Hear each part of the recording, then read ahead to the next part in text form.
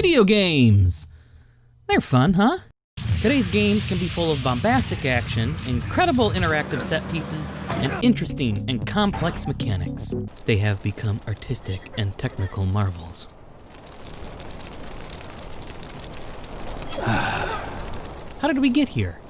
To answer that question, let's take things all the way back to biblical times, 1985. The 80s were a magical time. In 1985, Ronald Reagan began his second term in office. New Coke was introduced, which people didn't like, but are also now weirdly nostalgia for thanks to Stranger Things. Calvin and Hobbes debuted, and Bobby Knight threw his chair across the basketball court, which isn't something a head coach should do. Who would have thought? 1985 was peak 80s. We saw such wonderful movies like Back to the Future, The Breakfast Club, The Goonies, The Color Purple, Commando, Weird Science, Pee-wee's Big Adventure, and Teen Wolf. Here's a fun fact. In this same year, Emilio Estevez, Ali Sheedy, and Judd Nelson were not in one, but two movies together about a group of people of a specific age figuring out life. Now, what's ironic here is they played both high schoolers and early 20-somethings in the same year in two different movies. Only one was a hit, though. The other was named after a celestial phenomenon regarded as a religious experience by sailors way back when. This year was also the year the Nintendo Entertainment System hit America, and this was no easy feat back then. The home console market crashed just a couple years prior, and retailers were reluctant to sell video games. Consumers were just as trepidatious to buy. Atari, Activision, and others really screwed the pooch on this one, but Nintendo was adamant about getting into the North American market. And they also had a game in the works for 1985 that would come out almost simultaneously with the NES. A game that would change the shape of the video game market and capture the minds and imaginations of children everywhere.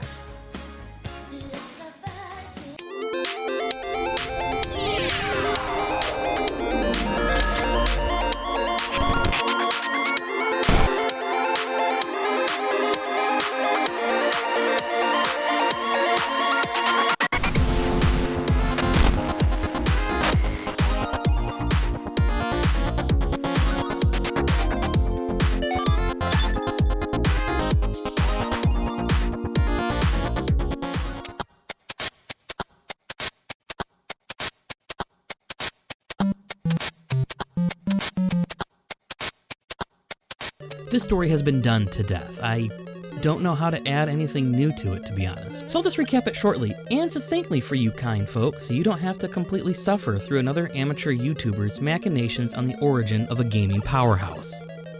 Mario's original conception was to be a milquetoast character that can be inserted into just about any game. He was supposed to be like Homer Simpson, could and would have about every job under the sun. You know, I've had a lot of jobs. Boxer, mascot, astronaut, imitation crusty, baby proofer, trucker, hippie, plow driver, food critic, conceptual artist, grease salesman, carny, mayor, grifter, bodyguard for the mayor, country western manager, garbage commissioner, mountain climber, farmer, inventor, smithers, poochie, celebrity assistant, power plant worker, fortune cookie writer, beer baron, quickie mart clerk, homophobe, and missionary. He got his start as a carpenter in Donkey Kong, became a plumber in Mario Brothers, and was a construction worker in Wrecking Crew. It's the plumber job that obviously would finally stick, though I don't know if we've ever really seen him do much plumbing. Which brings us to 1985. The Famicom in Japan was starting to show its age, and the American market needed a significant boost to appeal to consumers who were burned by the game crash. The Japanese Famicom was about to get the disk system, which would be a significant upgrade to the 8-bit hardware. Shigeru Miyamoto, the creator of Donkey Kong, was tasked with creating a swan song game on cartridge to show just exactly what could be done in the hardware. This could then point to what will be done with the added space the disk system will bring. It was to be a sign of the grand adventures to come in home console gaming. This wouldn't be the swan song to cartridges. The disk system never came out here in America, obviously, and cartridge tech caught up with the disk tech at the time and made it obsolete for everyone, including us. Plus, the peripheral just didn't catch on in Japan like Nintendo had hoped, so most games on the NES at the time were single board levels, a relic of the arcade era. Like Donkey Kong, with very little scrolling, if any at all. You'd finish a level and then move on to the next. Like Donkey Kong! And the object of each game was chasing a high score. Hey, like Donkey Kong! Nintendo aimed to change that. They wanted to show that the Famicom and the NES were more than just at-home arcade machines, especially since arcade games were starting to look better than Nintendo games, because they weren't tied to a specific hardware requirement. Miyamoto was tasked with just not creating a fun game, but an epic journey. Enter Super Mario Bros. While scoring was a component, it was no longer the goal. The goal was rescuing the princess. Hey, like Donkey Kong! But this time there was a journey in finding her and defeating her capturer. It wasn't just going to be the same 3 boards recycled over and over again until either you got a game over or you reached the kill screen of the arcade cabinet. Along the way were secrets to find, obstacles to overcome, and new and exciting enemies to defeat as you got closer to Bowser's castle. When people got their hands on Super Mario Bros., it blew their minds. It was, to put it in professional technical terms, awesome sauce. Kids gravitated towards this. This made the NES a must-have item, largely in thanks to Nintendo's simplistic approach to game design. Super Mario Bros. Is built primarily around one core idea, jumping. And I know there's been a ton of videos done to death about this, but just bear with me. This popularized the platforming game genre, but back then Nintendo referred to Mario as an athletic game.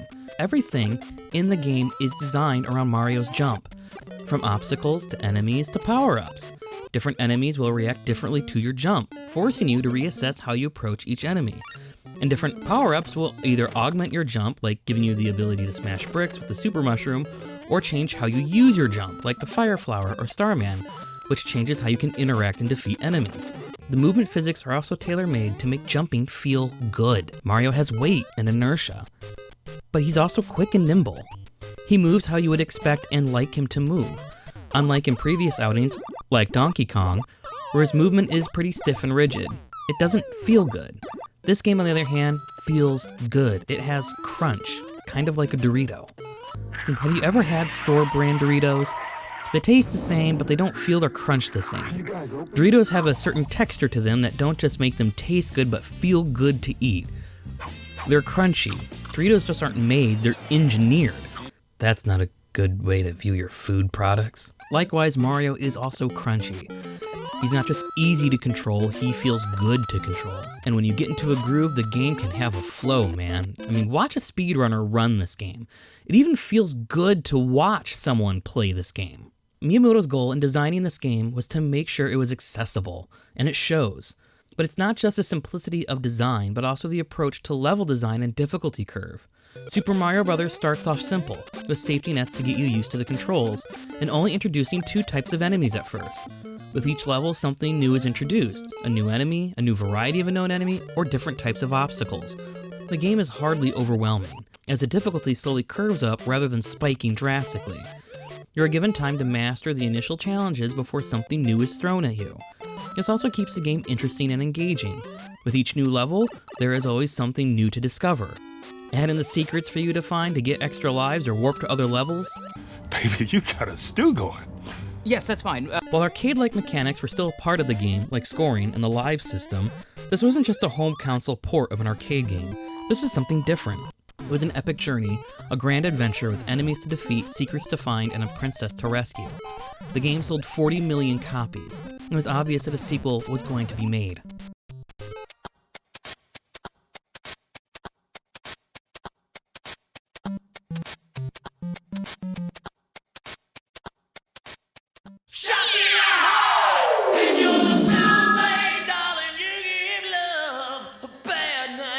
To say Super Mario Bros. Was a huge success would be a severe understatement. It wasn't even a year later that Nintendo released the sequel, Super Mario Bros. 2. Wait, that's not Super Mario Bros. 2, that's, I don't know. Hang on. Okay.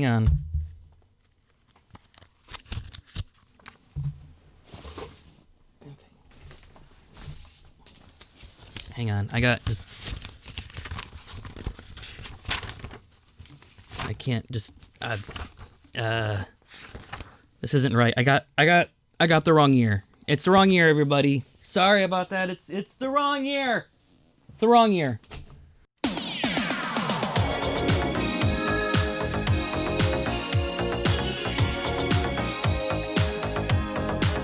This is the Super Mario Bros. 2 we all know and some love. But this isn't the same Super Mario Bros. 2 that came out in Japan 2 years earlier. It's actually a completely different game, obviously.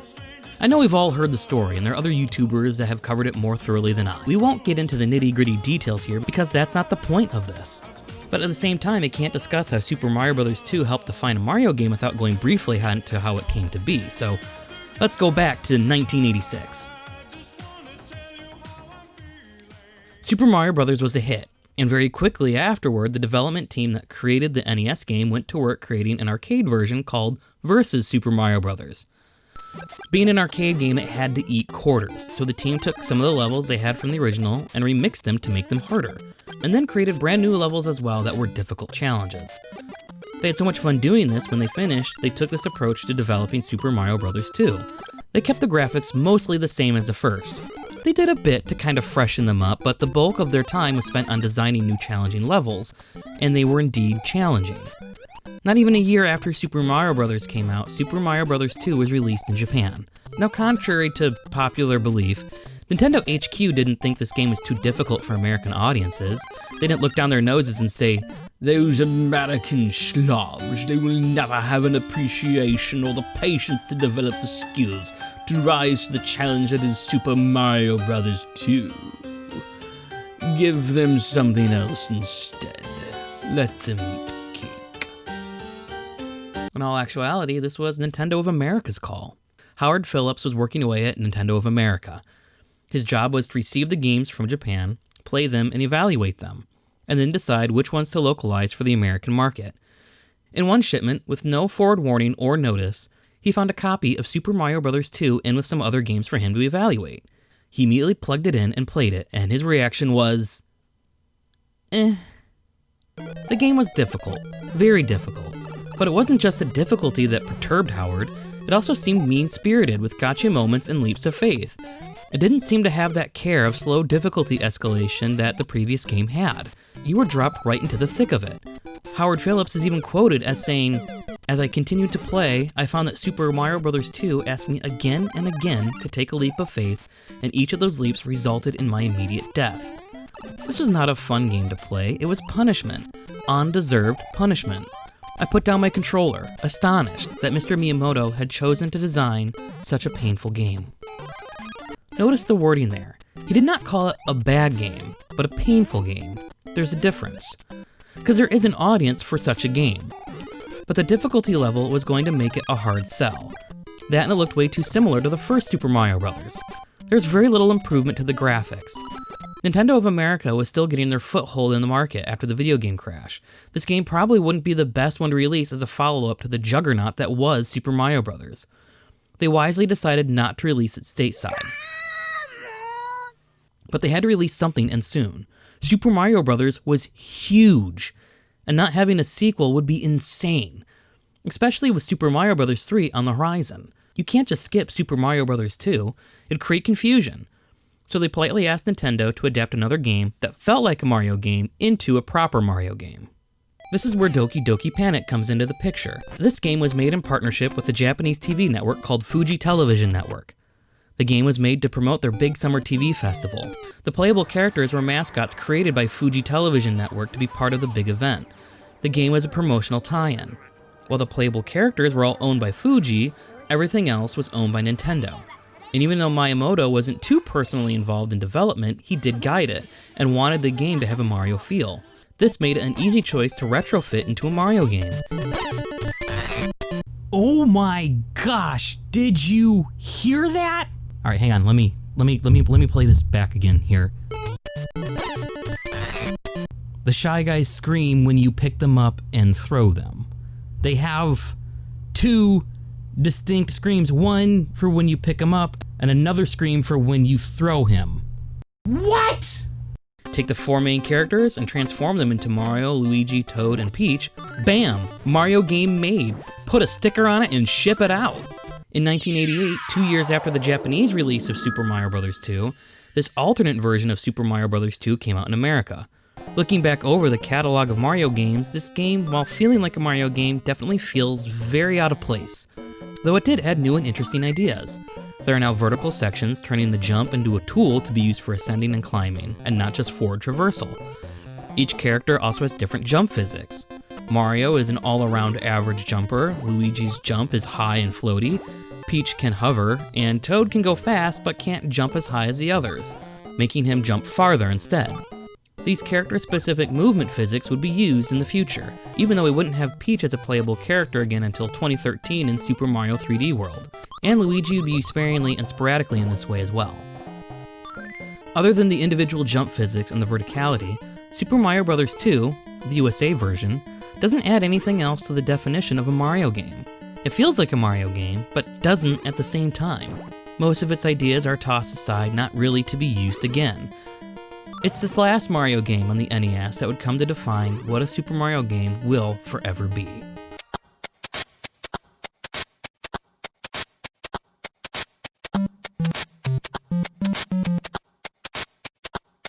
You can't touch this. You can't touch this. You can't touch this. By the turn of the decade, the Nintendo Entertainment System was becoming old news. By the end of the 80s, competitors were encroaching on Nintendo's doorstep. The PC Engine and Sega Mega Drive came out in Japan in 1987 and 1988 respectively. They were 16-bit consoles supporting better graphics and bigger games. They quickly reached American shores in 1988 and 1989 as the TurboGrafx-16 and the Sega Genesis. Nintendo now needed to play catch-up and started work on developing their own 16-bit console. But it was going to be a couple years behind the other guys, so they needed to show why they were still the king of video games. Thus comes the Nintendo Entertainment System's magnus opus. Super Mario Brothers 3!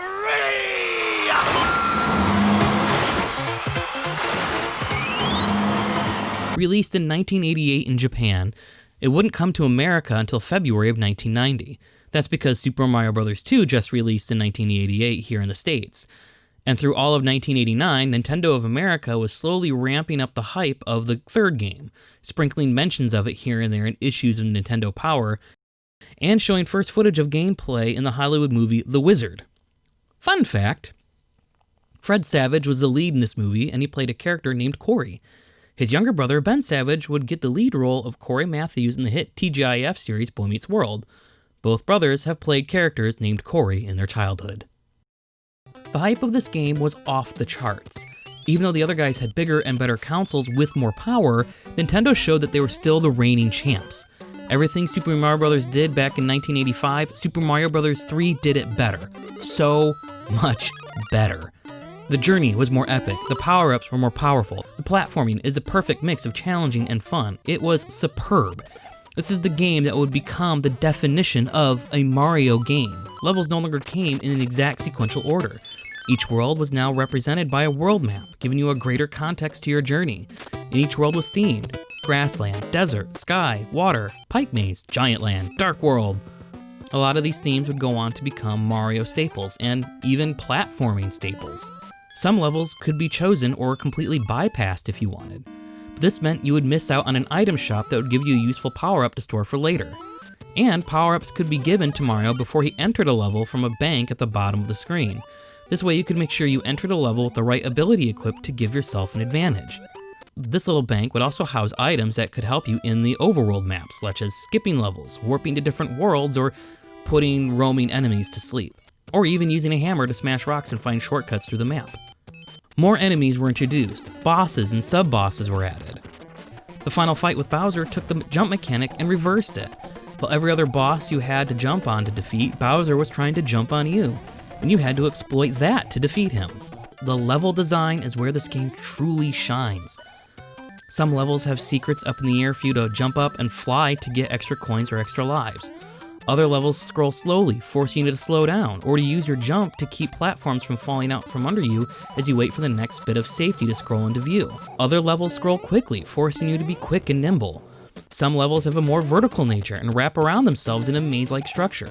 Not every water level is created the same either. They're no longer exclusively underwater swimming levels. Some now have the water as a ground, with platforms rising and falling in and out of the water. If you fall in, it's not an instant death by drowning. You can swim to safety, hopefully. Big Bertha here is a hungry fish waiting to gobble you up like Jonah the second you fall in. And sometimes she can get impatient and jump out of the water to try and eat you for a delicious snack. The second you may get bored or tired of a theme or challenge, Super Mario Bros. 3 throws something else your way to test your platforming skills. The levels are for the most part quick and short, but still a fun challenge. Super Mario Bros. Established the core competencies of a Mario game. Super Mario Bros. 3 established the look and feel of a Mario game. At the core of all of it is his jump. Nintendo, even back in the early days of game design, understood how much variety they can get out of one simple idea if the concept is taken to the very limits of their imagination. It starts with a very simple premise.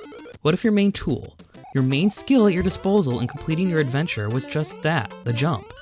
How would the levels be laid out? How would enemies work?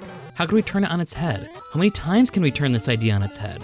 What more can we do that we may not have even thought about? What's absolutely brilliant about Super Mario Bros. And Super Mario Bros. 3 is the amount of abilities and power-ups that are available to you. You can become big with Super Mario, shoot fireballs with Fire Flower Mario, fly, float, and tail whip with Tanuki Mario, sling hammers with Hammer Brother Mario, swim and hop with Frog Mario, become an invulnerable Rainbow Man monster with Starman Mario. All these tools are at your disposal, but none of them are needed to finish the game. You can be ordinary, teeny tiny, itty bitty, toddler mustached Mario the whole time. The only thing you need to do to complete your adventure is jump. Except for a couple levels where you do need to have the Tanuki leaf, but I stand by my statement.